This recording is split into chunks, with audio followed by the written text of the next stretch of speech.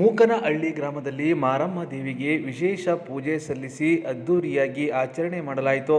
ಮಾರಿ ಅಮ್ಮದ ಪ್ರಯುಕ್ತ ದೇವರಿಗೆ ವಿಶೇಷ ಹೂವಿನ ಅಲಂಕಾರ ಮಾಡಿ ಪೂಜೆ ಸಲ್ಲಿಸಲಾಯಿತು.